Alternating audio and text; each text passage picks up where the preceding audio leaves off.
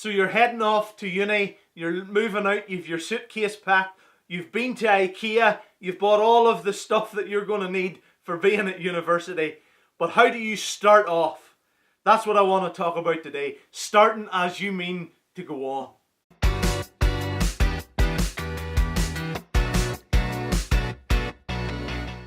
I wonder when you were at school, maybe when you were learning maths, I was never that good at maths, but there was always this idea that if you learnt the formula instead of just learning how to do that question, then you'd be able to answer any questions that would come next. So instead of just saying, right, I know the answer to this specific question, and then if they threw you something that was a little bit of a curveball in the question, you'd have been stuck. But if you were just to learn all of the formula, then you could read through the new question and pick out the information that you needed, insert that into the formula, and you'll be able to get the answer every time. You see, it takes a wee bit of effort at the start to learn the formula, but once you've learnt it, well then you're able to answer all the questions that are coming next. Today I want to share with you just this question that you need to ask yourself. And it's like the ultimate life hack for the Christian going to university. It's just a simple question. It's a simple question that all of us can answer. But here's the thing. It'll answer so many questions for you down the line. Now, I think that's a pretty good deal. If you can learn one thing, if you can answer one question, then it will answer hundreds of other questions for you later on in your life. Here's the question. Do you want to live for Jesus? That's it. Simple. Do you really, really want to live for Jesus? Are you devoted to Him? That's the word. Are you devoted to Jesus? You see, it's easy to say that you follow Jesus when you're in with your Christian friends. When you're at church on a Sunday and everybody's there because they're Christians too, it's easy to be a Christian there. It's easy to follow Jesus at a distance. If you read through the Gospels, there was loads of people who they were all hanging about to see what Jesus was doing. They were followers from a distance. But then when the push come to shove and when the rubber hits the road, as whatever saying you want to use, when it going gets tough, then are you following Jesus? Do you really want to follow Him?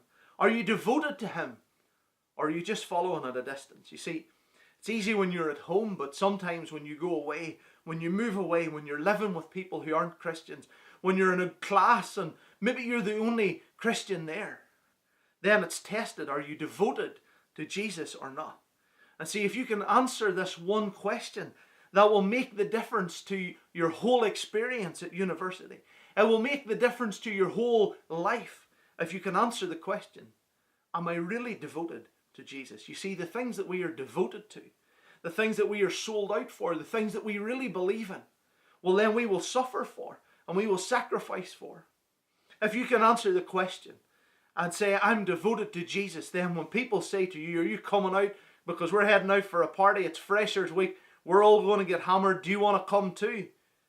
You say no, because I'm devoted to Jesus. I will sacrifice. I'll sit in here on my own if I have to, because I believe in Jesus.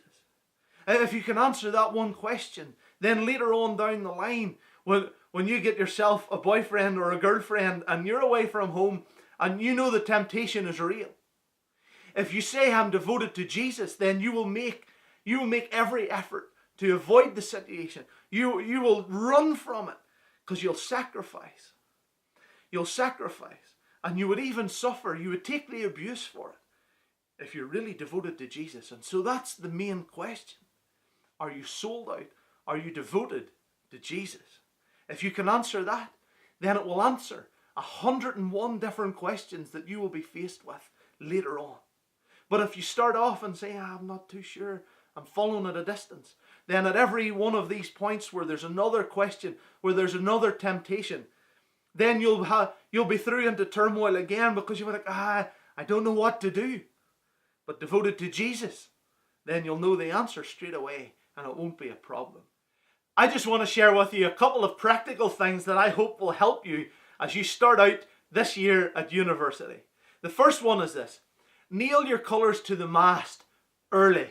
You see, I think a lot of people get into difficulty because when they're faced with all of these questions and temptations, maybe even at Freshers Week, at the very start, they're nervous and they don't want to say it's because they're a Christian that they're not doing certain things. And then that just leaves them on shaky ground for like the rest of maybe the year, because they started out and they didn't just be upfront and honest about it at the very start. And I have heard this testimony time and time and time and time again, and I have proved it myself, that if you go to university or if you're going to a new job or wherever the case might be, nail your colours to the mast early. So take our example. If someone says to you at Freshers Week, we're heading out to get totally hammered, we're going just to get wrote off £1 shots at whatever club they're going to, and that's what they're going for, and they say, do you want to come? If you just like, no, I don't feel like it, I don't think I'll go tonight, because you're too nervous to say you're a Christian, then the next night that they're going out for £1 shots, they're going to ask you again to see if you feel like it tonight.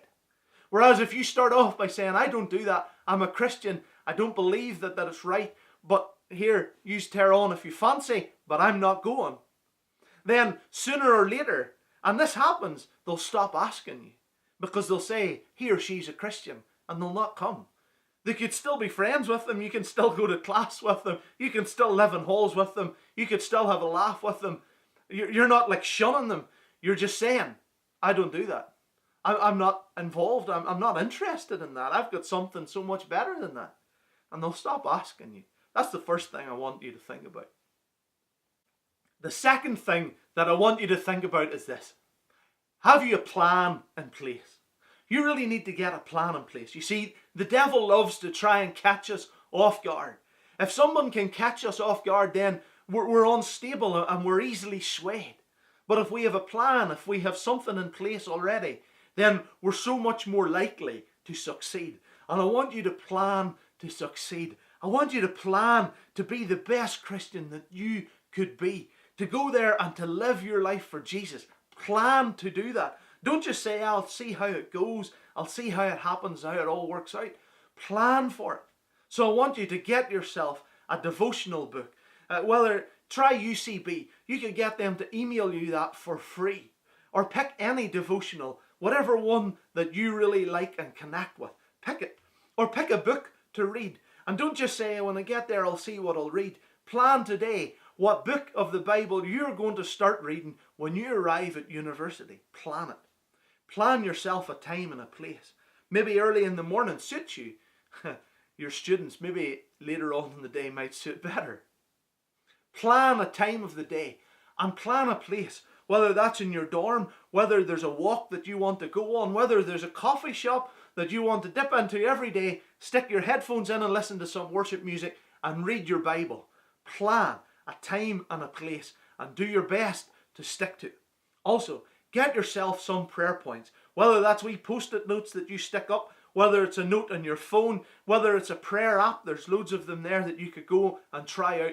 Just get yourself some prayer point or so that when you sit down to pray, you're not like, that you have something to actually pray about to get you started. Plan it. The other thing that you really need to plan is a way of escape. Plan an exit strategy. Honestly, get yourself an exit strategy. I used the example earlier on in the video.